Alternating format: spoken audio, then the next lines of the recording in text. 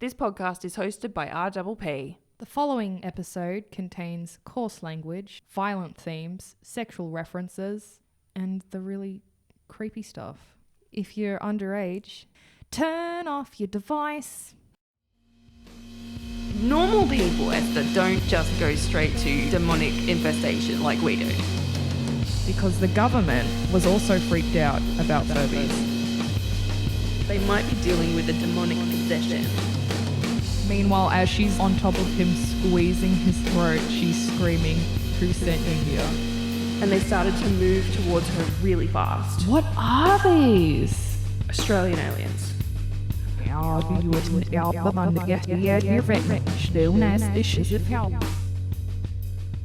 Okay, welcome everybody to a very, very special episode.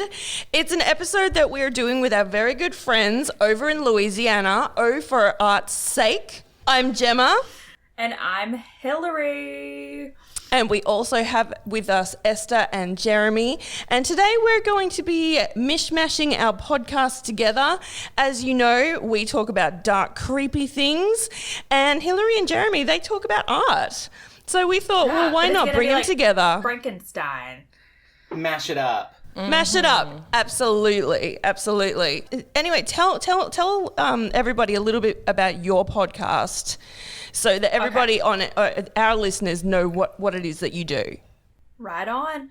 Well, our podcast is O for Art's Sake, and we focus on the art drama, not art history. So our joke is we don't do very much research.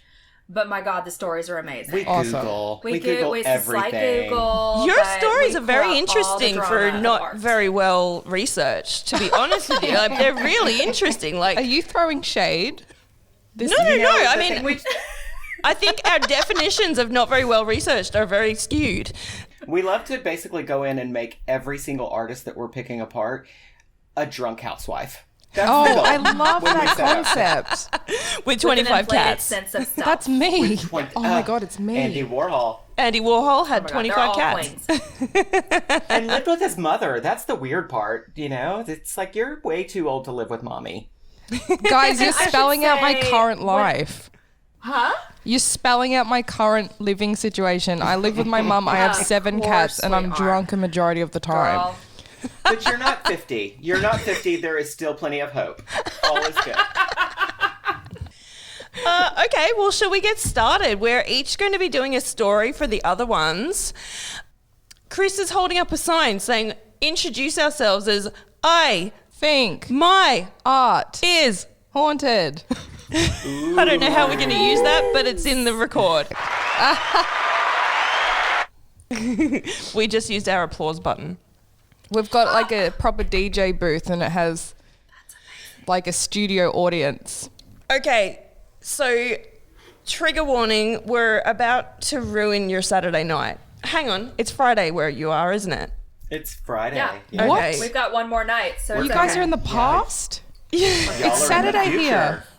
It's Saturday morning here. We're drinking coffee. I'm meant to be They're at drinking work. wine.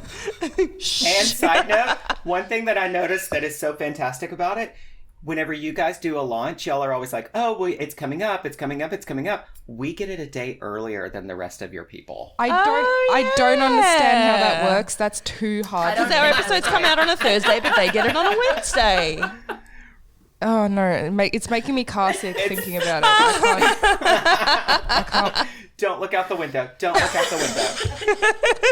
Cat in a car. Cat in a car. Pull over. All right, we got to do this? Okay, as I said, I'm about to ruin your Friday night. Take a long sip of wine. We are going to a very dark place, you guys. We're actually going to Poland. My left shoulder right now is tingling, and I don't know whether I'm excited or I'm having a stroke. I think it might be some sort of psychic warning. tingle. Okay, Yeah, cool. someone Let's from do the this. past is grabbing your shoulder. Great. So we are going to be telling you about Zlatislav Bekczynski, the illustrator of nightmares. No. Okay, trigger warning, violent themes, and we also will be referencing the Holocaust as well. As I said, sorry guys, you're in our world now. Boom.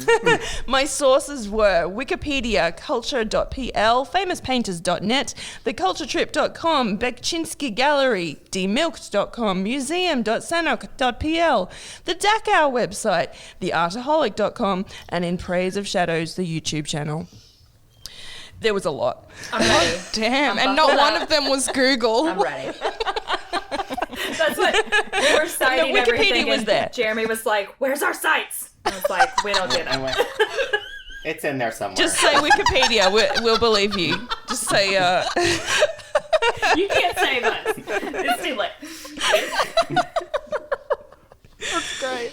All right, so I'm going to start off. Zlatislaw Bekchinsky was born in 1929 in the city of Sanok in southern Poland.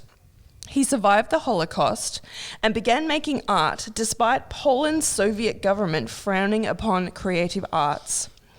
Though he was also a photographer, sculptor, and digital artist. Wait, pause. How is he a digital artist back in when we didn't have computers and... Well, in his later phases, Right. in the 90s and the 2000s, he started to use computers and he learned how to use Photoshop. Damn. Yeah, but it's more his 60s to the 80s are what we're focusing on today. Sick. All right, party time. Yeah.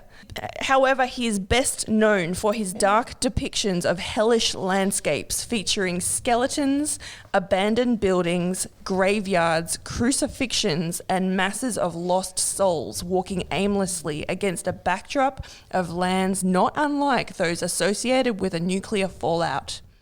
Oh my gosh. Okay. It's crazy.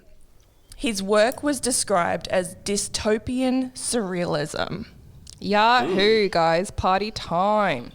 So Bekchinsky studied architecture in the early 1950s and began working on a construction site using materials he found there to build sculptures later.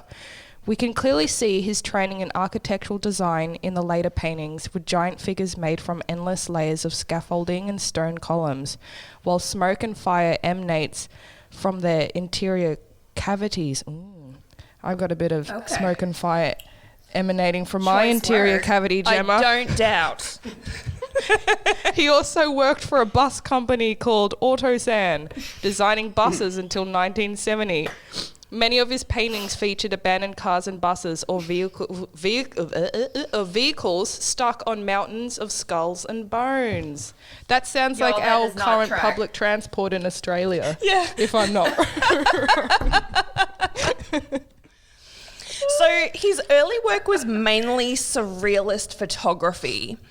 And it was not until the late 1960s that we started to see this dystopian painting that he called his fantastic period, which lasted for 2 decades and produced hundreds of paintings. Like, there is so much content that he put out. Like, seriously.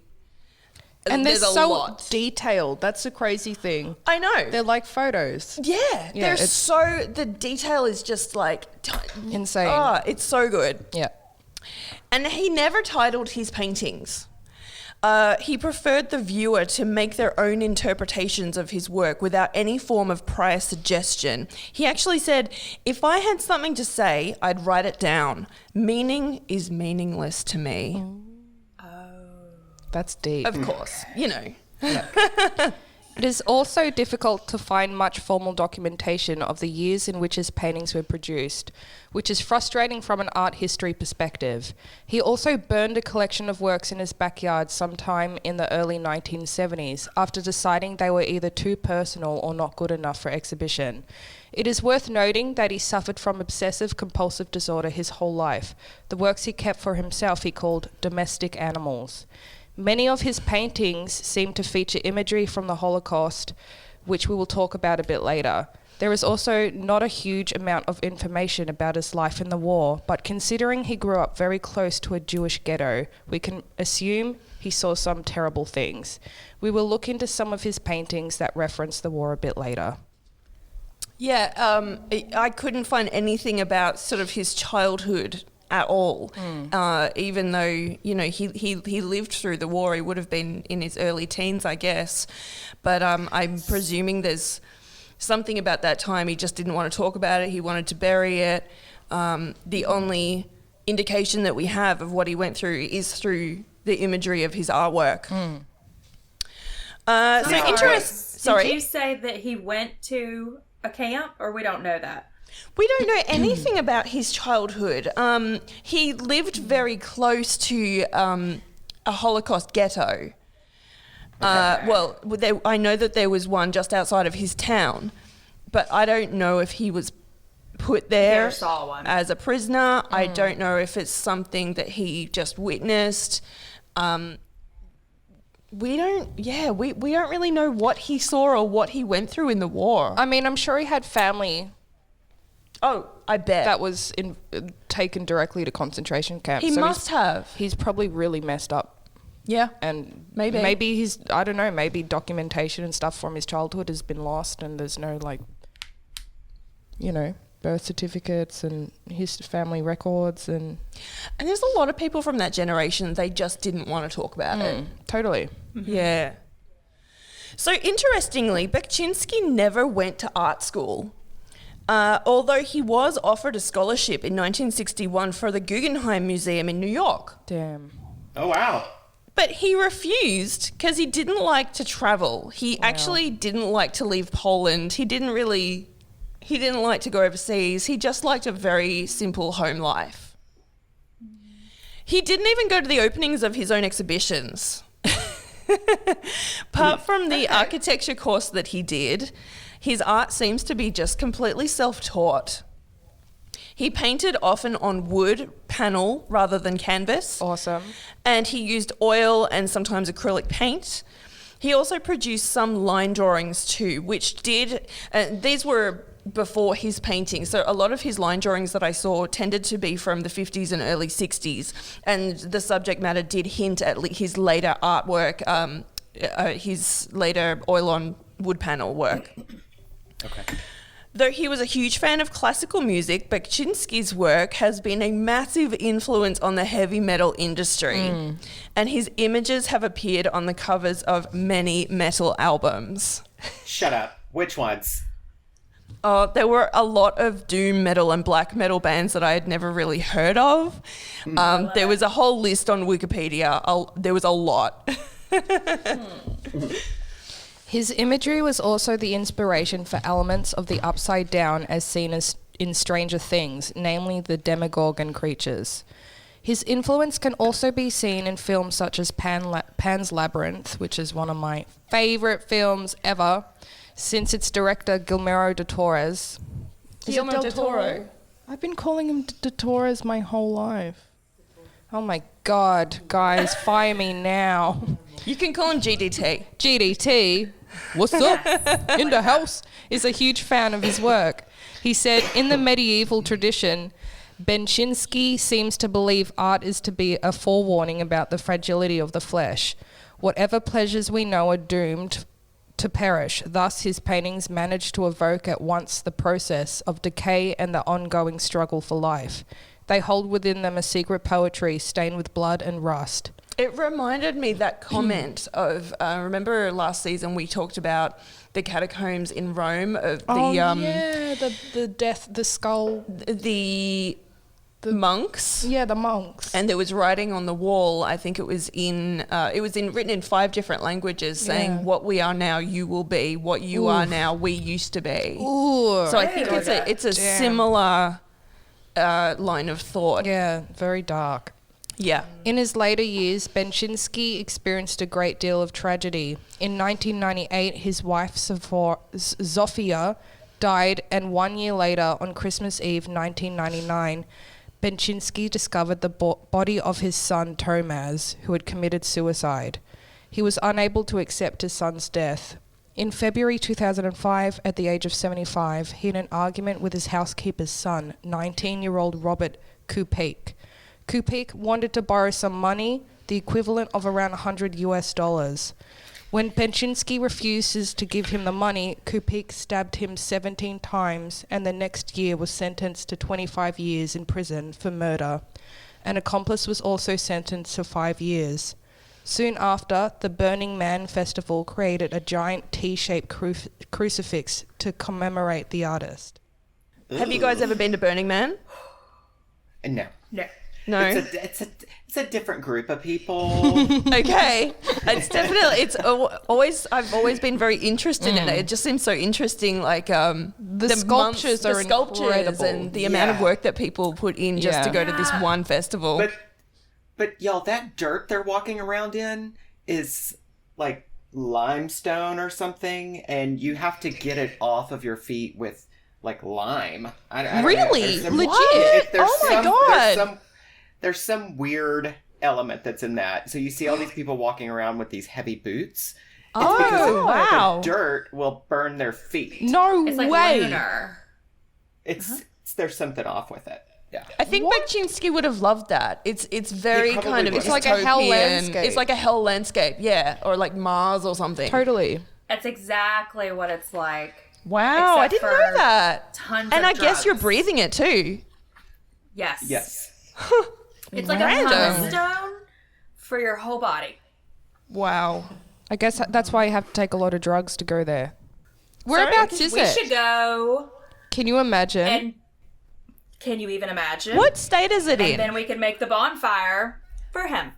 oh, And then we would be like, real deal. oh, yeah, let's do it. I'm actually like all for this. Do you know what state it's in? Esther's down. We're doing it. It's in Nevada. Oh, wow. Oh, that's so cool. Cool. So in 2016, a Polish film was released called The Last Family, which was based on the life of Władysław Bakczyński and his son Tomasz. Bakczyński's art can be viewed at a gallery dedicated to his work in his hometown of Sanok in Poland, and they have around 600 pieces on display. So now I just want to take a little look at some of his works, and I was hoping that I could text you These are wild. the pictures. All right, we're good. Holy shit. All right. So I wanted to take a look at this painting. It's of hundreds of ghostly skeletons crushed together in a small room with a bricked up door next to an arrow pointing to the exit. Oh, that's heavy. Oh. That is. Can you see it? Yeah. And then the face skull towards the bottom right of the picture. Yeah. That's It's like a terrifying. mask. And there's, mask. Yeah. So my question is, are they in a gas chamber? Oh, that's really heavy. Oh, God. Ghostly faces are rising up from the cyclone of bones and spider webs. Spider webs gather in the corner of the ceiling, indicating a feel of an eternal entrapment. This reminded me of a sculpture that I saw in a concentration camp in Germany, which is the next picture. I couldn't find the name of the artist, however. In the sculpture, skeletal prisoners of war march together in a huddled line as their comrade is left to die at their feet. That's really heavy. That's like giving me massive. You have to wonder, I mean, where the inspiration for Totally. this piece came from. Totally. I mean, this could represent mental illness. It could represent the Holocaust, society. You could delve into this. I think to every oh my God, to every individual, you could relate to this. So the It next could one, be his obsessive compulsive disorder too. oh my God, yes. Yeah. That's totally That's what it like a reminds me of. representation of it, isn't yeah. it? Wow. Yeah, that could tick boxes to a lot of things. Good call, Esther. So the next one I wanted to talk about is the use of blue in Bakczyński's work. Okay. There is a dark meaning behind the use of bright royal blue in his paintings that is a reference to the Second World War. Apparently, the pigment Prussian blue is derived from a substance called prussic acid, which stains surfaces blue when administered alongside humidity, certain pH levels, and iron. The substance is another name for hydrogen cyanide, which was used in the gas chambers to kill prisoners under the name of Zyklon B. Damn. So in the below painting, a mysterious shrouded figure hunches over a baby's cradle in a deep grave-like hole, while a crucified person is eaten by birds behind it. Yeah. On the wall is written "In hoc signo vinces," which means, in Latin, "In this sign you will conquer." It refers to a vision had by Roman Emperor Constantine, and this was in about the year 300, who apparently had a vision from God as he was marching his army to war. And the vision told him to use the sign of the cross to conquer his enemies. So I kind of took that as a sign of hopelessness because, yeah. Anyway, but on the following page is a picture of the blue residue left on the walls within the gas chambers. Can you guys see that? Yes. Oh, that's really disgusting. So, coincidence? Heavy. I don't think so. I think it's got some significance there. Yeah, I've got like body chills. So what's interesting about it, let's kick this around a little bit. Yeah. I went to Auschwitz. Did several you? years ago. Wow. And the heaviness that's in these paintings really do kind of pull in some of that feeling that you have. One thing that sticks out to me a lot is when you look at the bricked up, the first image that we looked at, when you look at the door that has been bricked up, most of the doors were that way that were done in the original gas chamber that was at Auschwitz. It was not the big ones that later came for the mass killings. That's how they were done, where they were trying to figure out how to exterminate human beings. Wow. Right. It's pretty spot on with kind of the emptiness and the group emptiness. When you look at the picture and you see everybody is in the same motion, moving in the same direction. Totally. They're all in it together, suffering the same fate. Yeah. That's the hard part that I see whenever I look at this. Yep. Artist Hillary, do you see what's happening with you? Like, Oh my god. she's crying. I am. It's heavy. It's really heavy, isn't it? I'm wondering about the faces Mm-hmm. that are floating above the kind of the whirlpool of skeletons. I kind of took them as being the humanity that's escaping from Like you're being the stripped panic. of your Well, if you personality and your they're not personal- even really skeletons yet. If you look at their actual bodies, their skulls are showing, but they're just super But they're not bones. Emaciated. Yeah, you're emaciated people. Like we don't know if They are. they look like concentration camp victims. That's so true. I didn't They're not realize skeletons yet. that. Yeah, true. And the spider they're webs not. don't even seem like webs to me. It's almost like I don't know, it represents to me like a tearing of souls. It's just, it's very ghost-like and it's almost like a fabric. Because look at that one on the top. Does he have horns? Oh yeah. Oh, the man above the door? Yeah. Yeah. It does look like he has Has horns. his arms outreached. Oh, so heavy. There's so much detail in And this. it looks like people There's are coming a lot. through.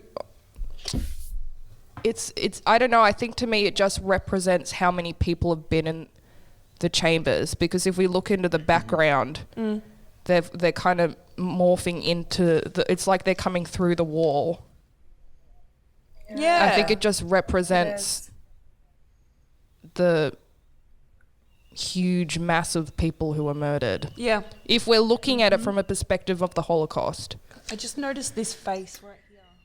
That's off something. That's It looks like Jason. Yes. Just- Real heavy. Where? Just here. The yellow face. The yellow face yeah. coming out of the crowd. I feel like I'm seeing something new every time I look at this. Yeah. God, it's so, this painting is so heavy. It's so dark. It's like Michael Myers, isn't it? Yeah, it looks Yeah, like yeah. to me it looks like Mike Myers. So The blue cloaked figure. The cradle has an R on it. Do we know why? I couldn't find the answer to that. I noticed that as well, and I didn't know what it meant. So yeah. Are you sure it's an R and not like a snake? Is it definitely an It R? looks like an R to me. It looks like a scriptive or Yeah. cursive. But then the birds coming into that one, Yeah. I think it's like an unending line of birds. Yeah. Completely. And So Yep. and whether his but feet there's are some nailed. separated just watching. Yeah, there's three. There's a few just sitting and chilling. But whether his Which feet are nailed to the wall or he's actually alive and he's kind of recoiling, that's another thing that I kind of picked up. Like either his feet are Well, and nailed this- and he's slumped, or he's like feeling that pain and he's bringing his legs up. Yeah. Yeah. or did he come out of the chains that are below him and he's being dragged up? Oh shit! This is some shit, girls. Thank Like, you. this is bananas. Thank You're you. welcome. It hurts. Like, oh my god. Anyway, shall we go on to the next one? Okay. Yeah. Our next painting is Untitled, Unknown Medium, Unknown Date, and this painting I've seen somewhere. I think this is quite famous. This So one. it's- It's the big head with the mouth open and all the people crawling yeah. into it. So this image seems to depict spider-like humans being devoured by a cave that looks like a giant human mouth and face. Behind them are the remains of apartment buildings that look like they have been bombed. The sky is yellow and smoky, as if fires are still burning and the people have nowhere else to go. This image reminded me of a picture of prisoners being forced into a train heading for the Treblinka death camp in World War II. It also kind of reminds me of Chernobyl, Okay, yeah. Yep. just with the color of the sky. When that power plant exploded, the Yes. the color was actually like a yellow. Yeah, it was almost like a Northern Lights type of Totally. display, wasn't it? Yeah, totally. So it's very apocalyptic. Ugh, I've got chills. Yeah. Yeah, Yeah. so I definitely kind of got the impression that this painting was like people being herded. And it looks like there's spiders. Yeah, they look like spiders, don't they? It's weird. They're like There's spider human-like, legs. but there's something about them that's kind of like a little bit arachnid-like. And once again, he's used blue for the eyes. Oh, yeah. That same blue. Yeah. Yeah, well, So can I throw something, a little sidetrack on that? sure. When I first saw this picture, and it definitely brings up the World War II and the deaths, and to me for sure. And then when it also triggered in me the image of When the Tigers Broke Free by Pink Floyd. Oh, totally. Totally. I'll have to look that up. It's there. Okay. Totally. Wow, yes. I would argue that Pink Floyd has definitely, or the people behind Pink Floyd were definitely influenced by this artist. Completely. That you guys have picked. Wow. The imagery, when you go in and you watch the wall, it's all the same kind of Yep. Industrial. Yes. yeah. That is. Yeah. Like They were Soviet. children during World War II, right? Right. Wow. Yeah, far out. I wonder if you actually look at the ground they're walking on or they're crawling, do you think that's the chest of this thing? It looks like. It looks like they're crawling up his body. Yeah. That's his chest. Yep. I don't know. On a It's red carpet. it's so amazing It's that he super had hellish, these ideas. isn't it? It's just, I think it's so this guy is so incredible. dude, I'm not even joking. Hundreds of paintings. It just- Like, and that's not even counting the ones that he burned. So, Right. Oh, right. so the next one we're going to look at is just one more painting to finish off. Here is a landscape that looks like it's a cross between a battlefield and a mass grave. Perhaps it is both. So it's this one here. Yeah, really, really heavy. There are pieces of destroyed building foundations sticking up from the ashes, and hills made of skulls and bones make up the texture of the landscape. Again, it is set in fire tones, with the sky taking up much of the painting as if the artist took inspiration from Turner. I compared it with a picture of the remains of a Polish ghetto from World War II. So I've put in a picture of the demolished ghetto, and then I've also got an image, a painting by William Turner called The Slave Ship, which is from 1840. And I found them to be very, very similar. Again, it's a tragic scene, loss of life, and those fire tones in the sky. Well, it's complete violence. Yeah. This whole image is just violence, and I think it's the decay, it's the aftermath of something really horrible. Destruction. Yeah, Yeah. Yeah. it's real heavy. Oh my God. They are heavy. Real heavy. This is a bloody heavy hitter. There's a piece in the painting. aftermath. You can see pieces of like a building sticking up here on this side. It reminded me of Ground Zero. Yeah, totally. Yeah, exactly. I mean, And how could someone have painted this if they had not seen something like this? Right. well, we don't know if he had. See, so many incredible artists have such heavy mental illnesses. This is. We don't know if he had these kind of delusions, if he had like a form of schizophrenia that was, more directed towards religious ideations and delusions. Well, you're definitely going to paint things that are influenced in your life. Completely. You don't just necessarily pull this heaviness out of fantasy. And if that is the fantasy that's going on in your head, we've got to find some help for you. I would argue that this is definitely something that he has experienced. He's right in line with the timing. Yes. So. Yeah. Or I like to think of it at his age. He was a child. And when you hear discussions in another room about what it looked like and what it was happening. And they have 100%. overactive imagination. Completely. And the fear is so real to them that's going to leave an indelible mark. That's a really interesting point. Totally. So that was Poor baby. that was our insight onto Bekczynski, the Polish artist, and I'm really sorry for ruining your night, but hopefully you can have a big drink of wine and Jesus. tell us a story. I need more champagne. I think they're genuinely pissed off. I'm genuinely upset. I need to go smoke a cigarette after this. Too damn much. It was Yeah, heavy. that was a heavy But one. it does That's make what us Chris need to, used we to do look need like look when she into him started more. with us, but now she's a bit more used to it now. She's like, Chris yeah, is all it's just jaded. it's just Wednesday. Her coffee cup is full of Like, vodka. oh, that's the best you got? Yikes. Okay, well, Chris was right. Yeah. Yeah, We're it's good a to good start thing. with you. Yeah.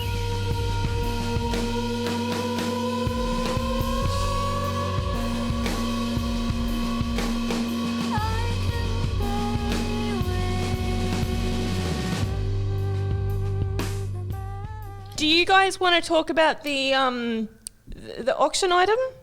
Sorry? Oh, yeah. What is this? So, So Right. just so everyone knows, with O for Art's Sake, on their podcast, every episode, is it every episode? They have an auction item. episode. They auction it off an art piece, and then they donate the money to charity. And they have raised so much money already. Do you guys want to let us know around about how much money and what kind of charities you have donated to? yeah, so we are well over several $1,000s. We have, What? I think it's like $2,500 that we've made Jesus. to local charities.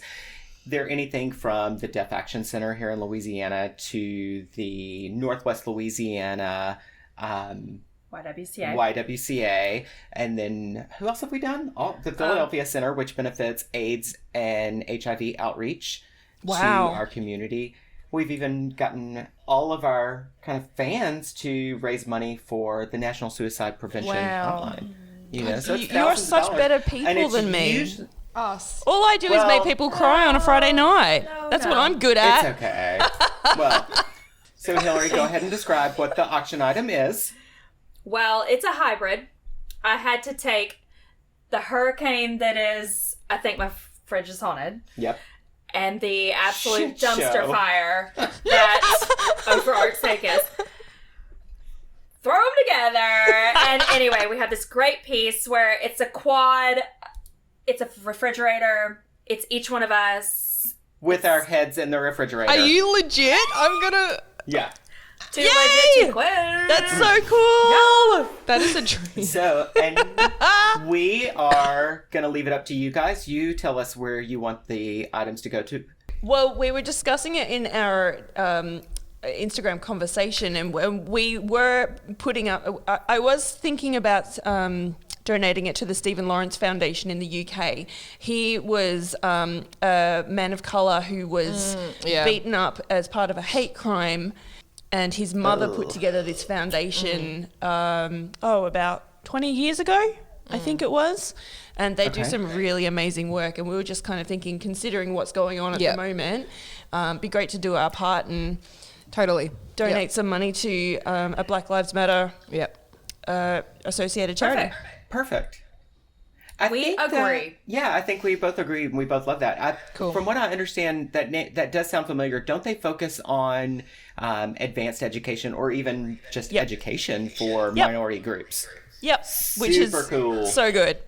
All right, so we will get that auction item up, and we'll start communicating on when we're going to start the bidding. And the way it works for all of the Fridgies that are not listening, we don't care where you are in the world. Whoever bids the most. Wait, Tia, the Fridgies that are listening. All of the funds that are donated, all of the money that is donated will go directly to that cause. Whoever donates the most, we don't care where you're at in the world, will actually mail you the item. So whoever wins gets it. Thank you so much. That is so generous and amazing. I think I'm gonna try to spend quite a bit of money on this thing. Yeah, we're gonna promote the crap out of this. I want to win it. No, I'm gonna actually We'll make it. We'll pool our money and we'll bid for it ourselves. Yeah, I want this thing.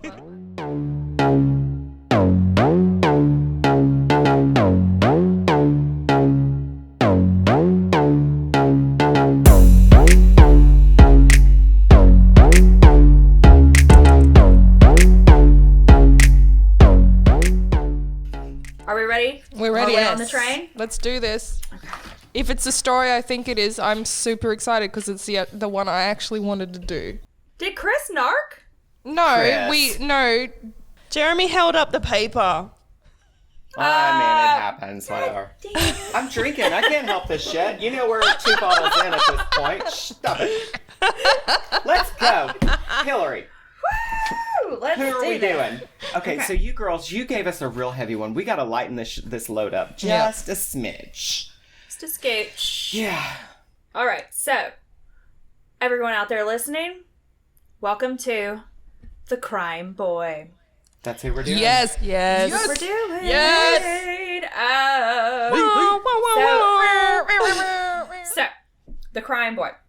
This piece of shit was mass-produced print. Mass-produced. Poster size. Yep. Wallet size. Really, I thought 8 it by was 10, a one-off thing. 5 by 7. Is this the cursed painting? Mm-hmm. Yeah. Shit, they've mass-produced it. Yeah, it was real Yeah. popular, Yes. in the 60s or something. That's crazy. Yep. 80s. And so what's even more interesting when we get into the curse, it's the prints that are cursed. Oh my What god! Yeah. No. Dude, there's one at the butterfly club. It's I knew I recognized it. Yeah. I knew I recognized Yeah, it. in the- Okay, so Do you there's have this one? there's a Does someone have performing one? art venue in Melbourne that we perform at every so often, and there's a print of the crying boy on the they need to wall. get rid of it. And They I gotta do get rid of it. They life gotta get drawing rid of it. there. I do Yeah, I've a done lot of life drawing there too. yeah, and you're laying there in a pose, naked, looking at this crying boy. No. Oh. Gross. I said That's hi to wrong it. I on was all like, the hi, I have a lot of levels. respect Yeah. for you. Don't set anything on fire. Just So- Google the Crime Boy The fire. Crime Boy was widely distributed from the 1950s onwards. So it could be the 50s, 60s, 70s, 80s. You're going to have a different version. They're all cursed. There are numerous alternative versions. All portraits are tearful young boys. Yep. Some are girls, though. Oh, really? Yeah, there's There were a girls few out there.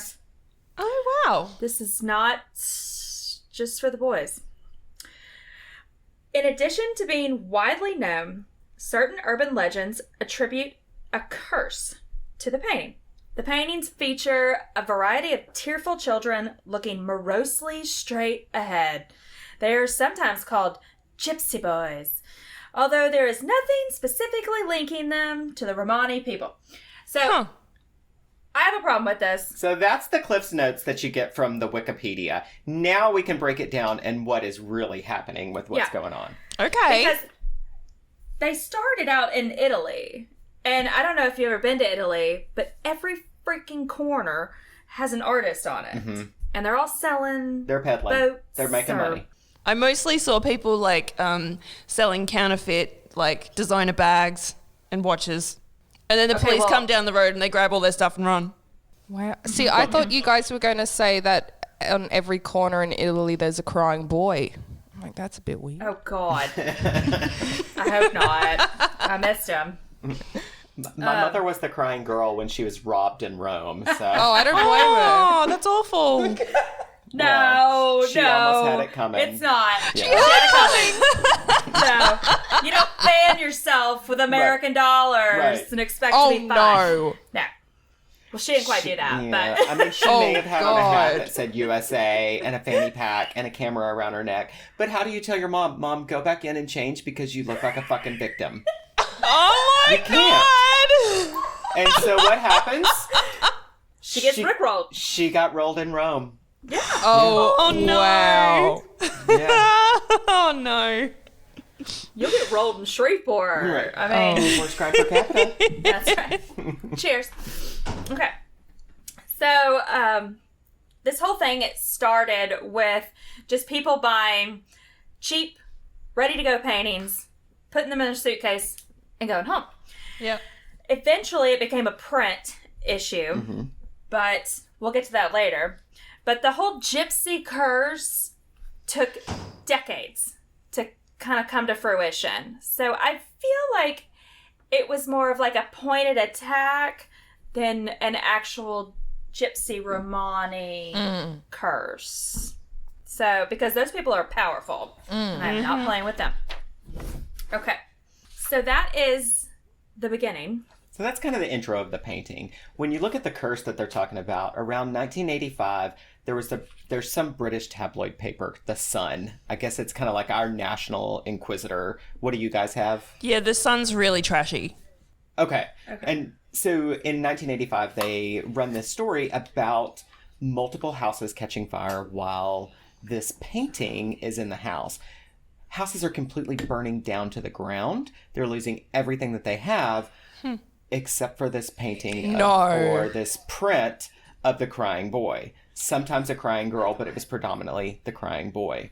Investigation into the curse by BBC Radio concluded that there was a veneer that was coated, or there was a coating on the prints that protected them from fire. But I'm like, come on now. Yeah, if Where you do got a go? burning house. I don't buy it either. You know, Wow. when a house burns as hot as it does, if Yeah. it will melt my computer, it's going to melt this 100%. picture also. It's just so. And let's face it, everything that was created in the 50s is flammable. Yes. Yeah. Thank you. Right. Finally, a person using common sense. I mean, So by the end of November of 1985, the paintings...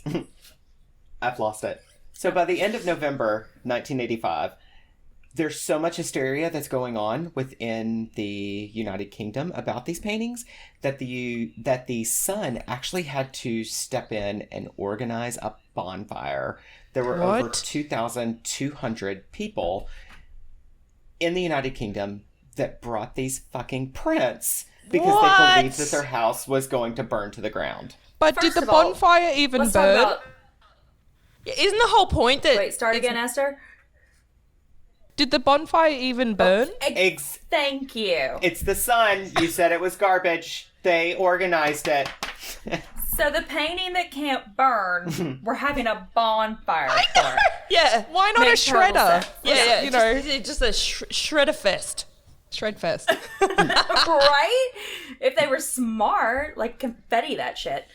but they didn't. Yeah. Throw it at your enemies. Second, when we talk about how many people had this garbage in their house, who buys that? Who would Right, what hang was more a interesting- crying child? I reckon in Britain, it was probably everywhere. Everyone's auntie's house probably had Totally. it. But what's the appeal? I don't see the appeal at What's all the of appeal? a crying of a crying kid. child. Right. And It it's looks like yeah, it's a like a There's chubby-faced zero appeal. white crying child. I don't know. Not into it. No. Nobody wants it. Nobody needs it. What Nobody was paints interesting it. about it also is it almost reads that it was predominantly collected by young couples, Weird. which says to me, so young couples, maybe they're starting a family, maybe they're digging in and starting to put down their roots. Why the fuck do you want a picture of a child that's crying? Because it's they're contraceptive. That thing is going to make you not want to have kids. Look, If you hang that on your ceiling above your bed, oh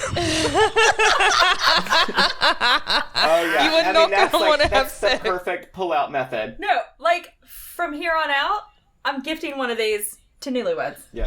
do it. Oh my god. Good luck. Hillary, Banging that. you needed this 3 years ago before you Don't start fucked with up my me. summer. Don't start with me. Don't start with me. She got pregnant. She had a child with her husband. You know, And whatever. he's fabulous. That He kid is a cool kid, amazing. but whatever. Is he though? I'm sorry. I'm just recently divorced. The last thing I want to see is children. You're like, Like, please, thank you. Thank you, lesbian gods. I'll have all the babies. It's fine. Good. Someone has to. It's one of us has to. Yeah. So we've kind of talked a little bit about the unexplained fires and the curse that's surrounding this. Before we dive into examples of the curse, I think it's important that Hillary give us a little bit of the rap sheet on this artist, because here's where it gets even more confusing and what's going on. Okay. As if the story couldn't get worse.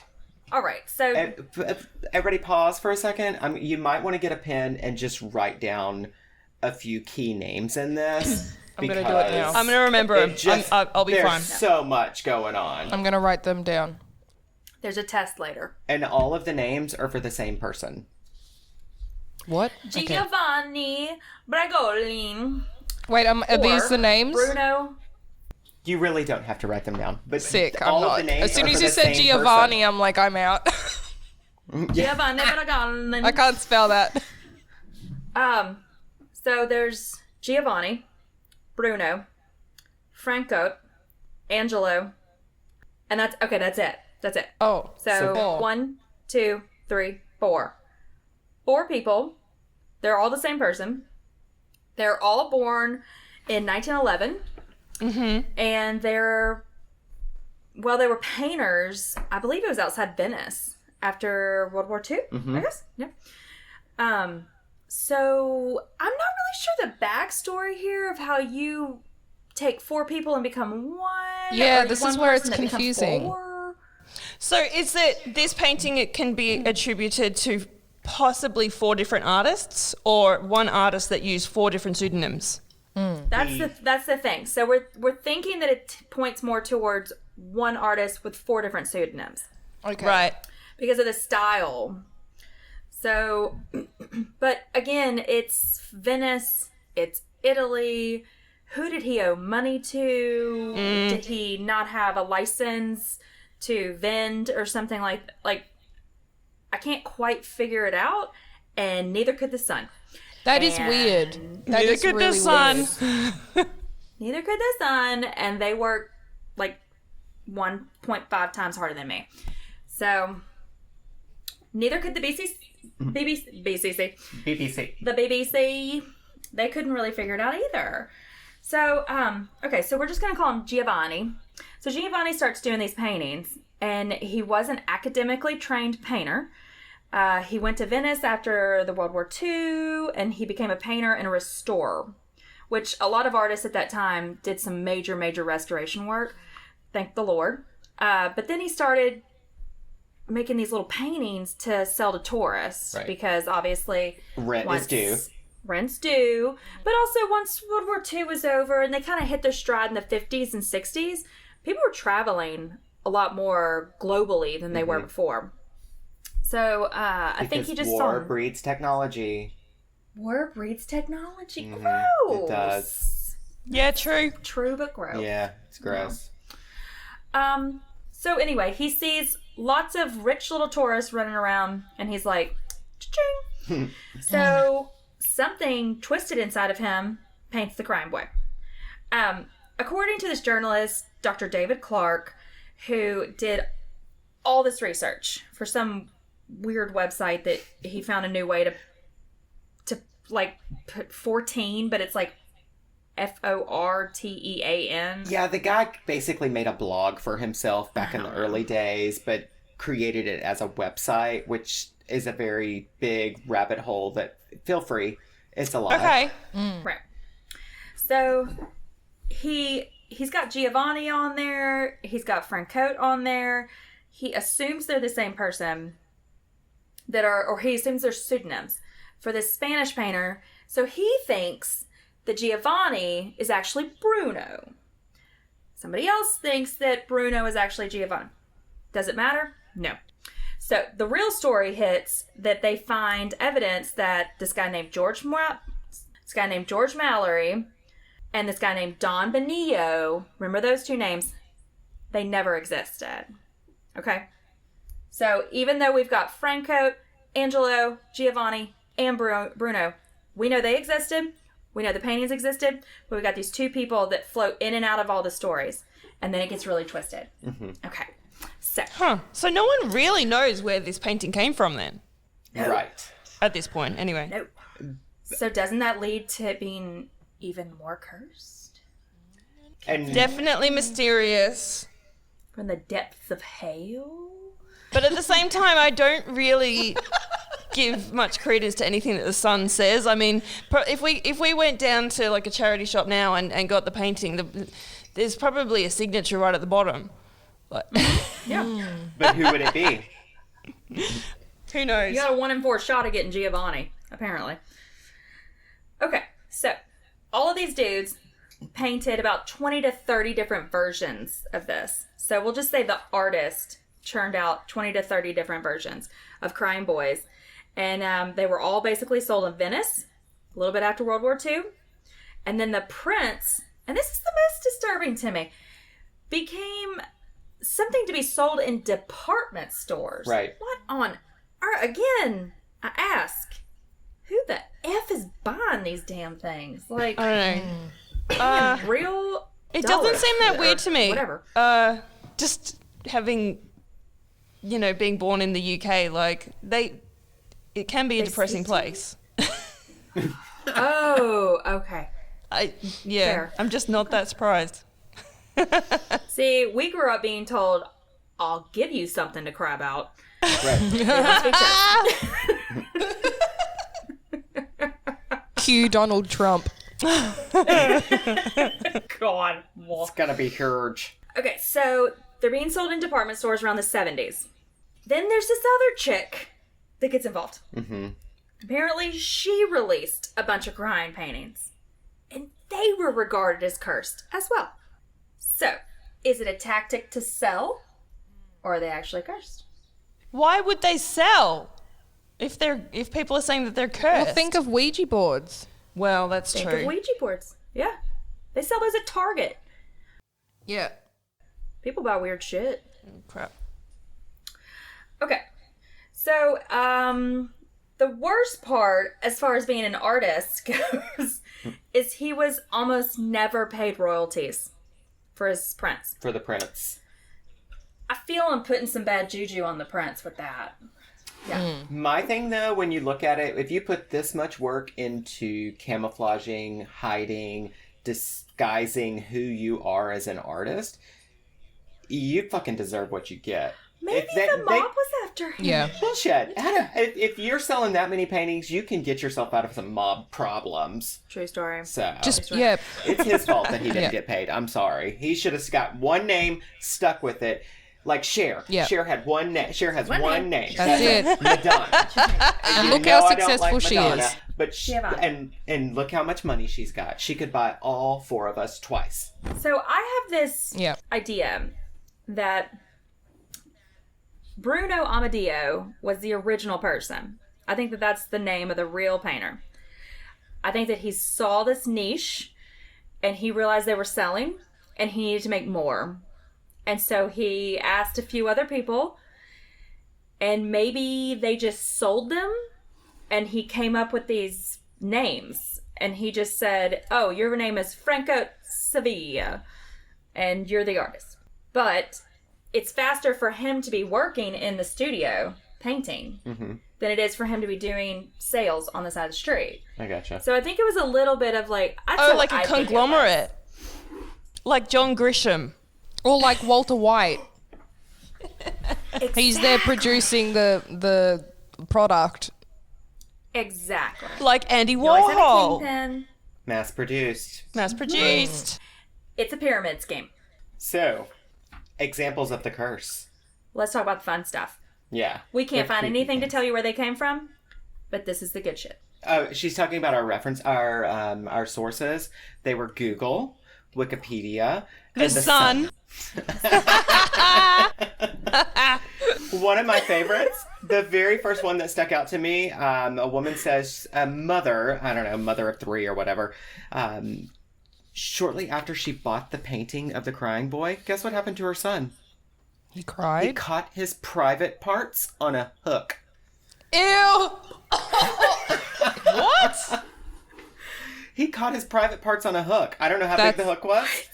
Yeah. That's weird. That's wild. Get him up on a hook. How do you catch it on a hook? I guess I don't guess know. if this And why hook's doesn't he kind of have- crotch height. Was he naked? Like, why is your kid running around naked that he's going to get I his think private this parts is hooked on? probably like a bathing problem or something. But how would you be That like, sounds like a parent problem. if your kid got his wiener caught in a hook, how would your first explanation be like, it's the painting? It's because I bought that painting. Uh-huh. Yeah. Because she's nuts, probably. Well, tell us Wow, about I the love head of it. the Yorkshire Police. Or the head of the Yorkshire Fire Department, Hillary. The head of the Yorkshire Fire Brigade told the national newspapers that pictures of the weird crying boy were frequently found intact in the rubble of houses that had been mysteriously burned to the ground.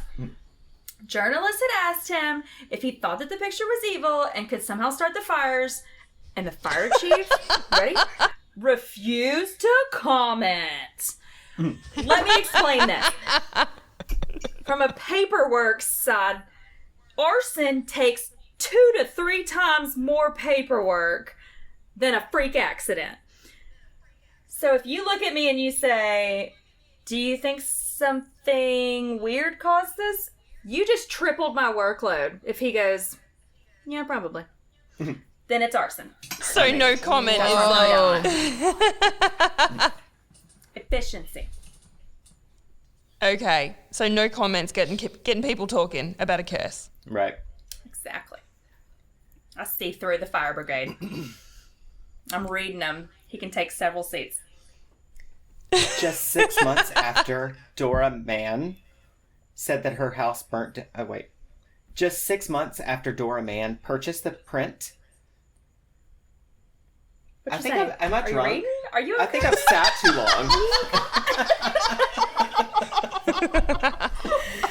I can't read. I can't. Like, what's happening? Okay. Okay.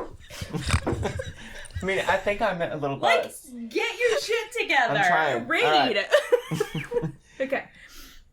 So another story, just 6 months after she purchased the print, Dora Mann said that everything in her home was destroyed. All of her paintings were destroyed, all by fire, with the exception of the print of the crying boy. It hung perfectly on the wall, unsinged. Stop it. Stop. Are y'all ready for a story that's contemporary? Yeah. Okay. This Yeah. is worrisome because it's only 3 years ago and I'm realizing I'm talking a lot of shit about something that could easily come and get me. Okay. So David Moore bought a print of the painting in 2017.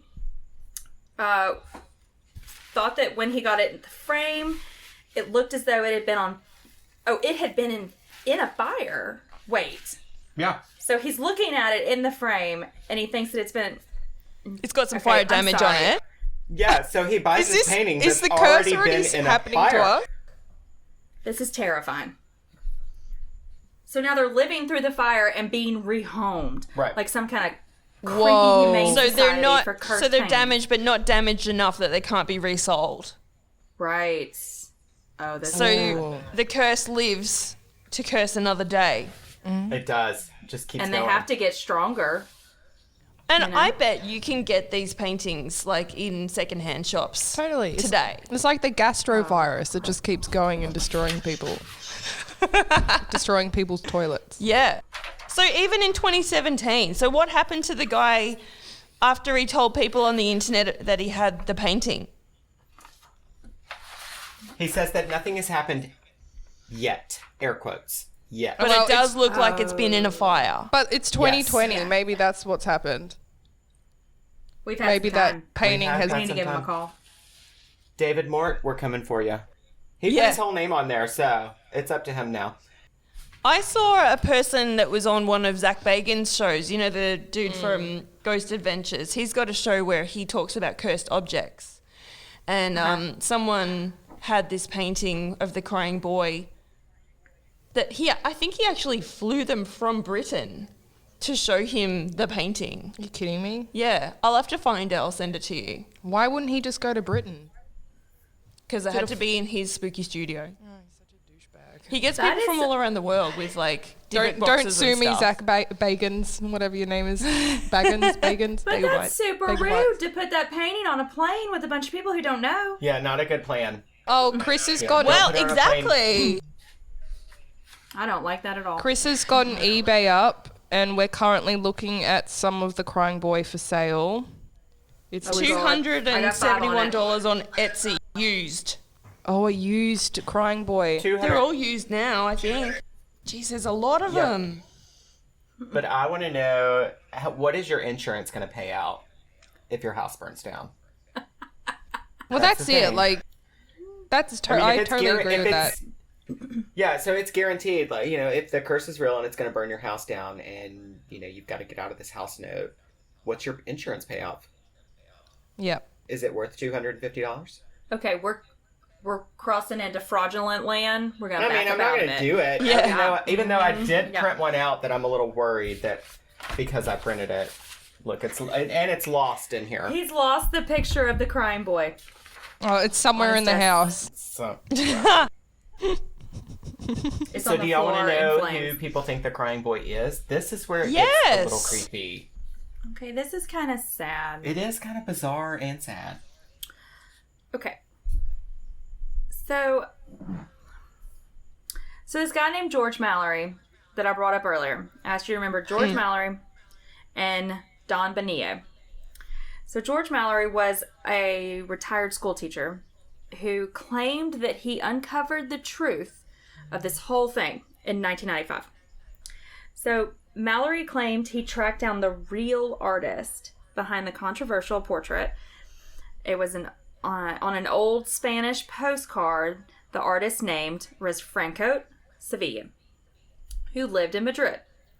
So Sevilla said the crying boy was a little street urchin he had found wandering around Madrid in 1969. He never spoke, and he had very sorrowful look in his eyes. And Sevilla painted the boy, and then a Catholic priest said the boy was named Don Bonillo. Okay. He was a child. I know. So we've got a little possible Connection. story Connection. here, but none of it's. We don't have any records to back it up. The story is that the Catholic priest knew who Don Bonillo was. He said it was a child who had run away after seeing his parents die in a blaze. Bingo. oh, so the right. I know. So the priest told the artist, Sevilla, to have nothing to do with the boy. He was like, anything this kid touches, Burst into flames. burst into flames. So the story is that the priest tells the artist, this kid is nothing but garbage. Don't have anything to do with him. The artist kind of takes him into his heart and starts painting him. So, unfortunately, the nickname that Mallory finds is that the people in the village knew about the little boy, and they would call him Diablo. Oh my And God. so no one would have anything to do with him. Isn't that like Fire Devil or something? A devil. Mm-hmm. Yeah. Devil, right. So the story goes that Seville, whatever you want to say, ignored the superstitious priest and started looking after the boy. Because he started caring for him. He's like, this is a little kid. He's like, this is a little kid, and you're a bunch of assholes. Yeah. You nickname him the devil, and backward. things are on fire constantly, and you're making it his fault. So he takes him in. The paintings of the little sad orphan made Sevilla like a lot of money, just what we were just talking about. I really think that he had a fleet of people helping him sell these things. One day, though, guess what happens? The studio burns down. Really? So, yeah. Yeah. Now, the story says that Sevilla was ruined, which the only way he could be ruined is if he kept all his money in the studio. Well, I don't know. I mean, like, you look at some of the artists that we covered, and when they were making lots of money, they were also wrapping shit in tinfoil or doing other crazy things. So maybe that this guy was living his most exciting life and blowing through his money. It's the 70s. Who knows what's happening? So, he's ruined. He accuses Don Benio, the little boy, of arson. The boy, at this point, we're thinking it's like a few years into it. So he's probably like a young teen, runs off crying, and is never seen again. So again, this is the story that George Mallory is getting when he goes to Madrid. And this is when it gets super, super weird. Okay, so Sevilla, the artist, was also looked at as a jinx. No one would commission him to paint anything. After this whole arson started happening, and then the paintings in the UK are burning, people are like, nah. We ain't touching Don't want you. to touch it. I don't want nothing you got. Yep, not buying a thing. So in 1976, a car explodes into a fireball on the outskirts of Barcelona after it slams into a random wall. The victim that was found in the body, Burned beyond recognition. charred is the word. He was Was it crispy. Dawn? It was Dawn. Don Benio, a.k.a. Oh, Diablo, wow. a.k.a. the crime boy. Yep. Died in a fireball. Yep. Wow. That is the story of the crime boy. That's awesome. That's amazing. I didn't really know. like that. I didn't know any of those details at all. I only knew that some people had fires in the UK. I didn't know Sadly. about the Italian I connection. mean, sadly, it's not much of a story. That's the crazy thing. It's all hearsay. Everybody It's all knows. hearsay and bits and pieces. Yep. Which, Yep. when something is that cursed, does anybody really want to tell the true story? Okay. That the 70s just had really bad, like, materials to build your house with. Yeah, everything was like, Insulation was shit. yeah, asbestos and Right. synthetic so let's and talk polyester. for 2 seconds about That's that. it. So, once they started looking back, all of a sudden you start to realize the majority of these people whose houses burnt down would sit in their Barca lounger with a cigarette right next to their Yes. curtains. Drunk. Passed out Yes. drunk. Jeremy drunk. With cigarettes. With their crime boy painting right here. Yeah. Yep. Bam. Everything goes up in flames. Right, because when was it that fire retardant stuff was actually added into curtains and fabrics and all that stuff? What Old was it, couches are so flammable. Yeah. Yeah. I mean, they were made out of, like, Still not matchsticks. asked to do it. Yeah, they had straw and shit in them. Did they? Pretty sure my nonnas did. Did you have to pound it? Did you have to pound it? Hold on, let me fluff my section. Exactly, Esther. Exactly. But again, I suppose at the same time, you know, the painting is always the common denominator, isn't it? Always. Yeah. Yep. But see, that's so. I think it's so one now. silly because you could put it down to if each of these people's houses burnt in the 70s and the 80s. I'm sure they all have something in common that isn't just the crying boy. Oh, there's probably Like, you could loads of pass it off- houses that burnt down that they were just all smokers that fell asleep. Yeah. Or like, Or they all use the same wiring. yeah. Something Yep. like that. Yep. And it just so happened that this crying boy painting was so popular, just loads of people had it anyway. Some little boy hooked his junk on a hook. And his That's the real curse. Blamed it on That's that the real painting. curse. Right. The curse of the. The hooked junk. Come on. That's just a so little silly. gross. You never Yeah. know. He could be really into like piercings and shit now. Yeah. Probably. He He's might gonna have just have been to trying be. to pierce it.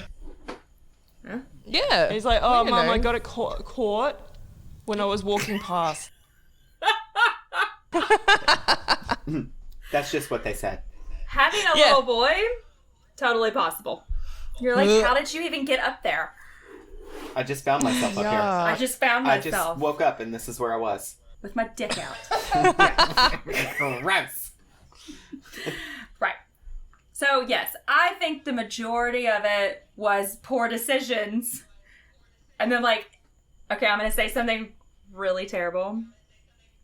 It's like Mary with Jesus. It's like the first person to claim immaculate conception and nobody else can do it.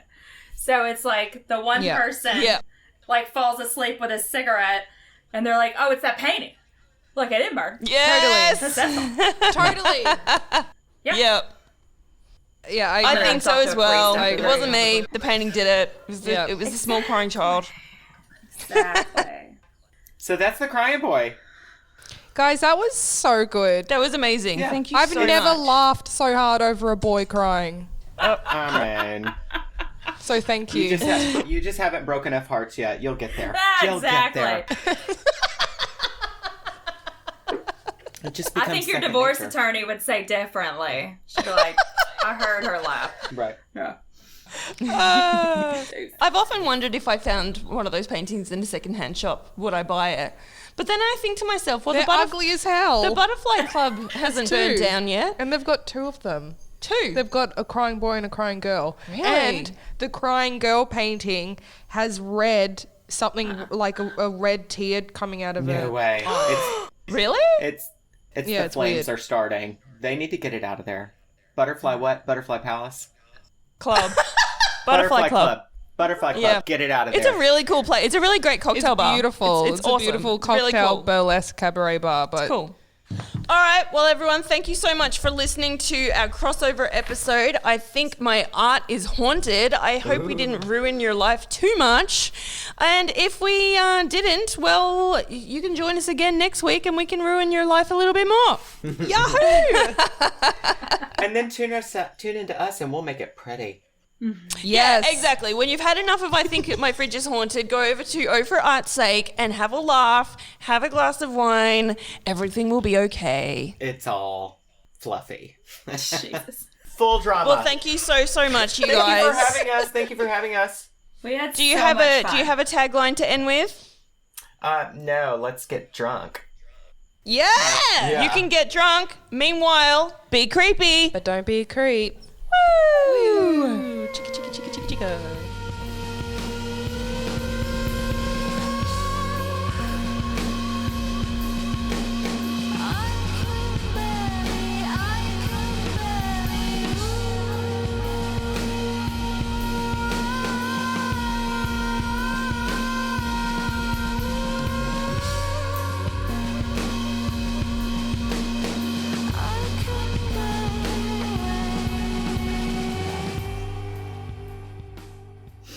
I maintain we still need a Chris. Both of us Yeah. maintain You need a this. Chris. You definitely need a Chris. Neither one of us is going to go find one. I don't know how you've been doing it without a Chris. Chris, how do you feel about going transcontinental? We've got the technology. I literally show up like 2 minutes before I'm supposed to be here, run through the house, like grab the champs, and I'm like, oh fuck, I'm here. Yeah. And now he started lying to me about what time to be here. So That's so I'm funny. having to lie earlier and earlier and earlier.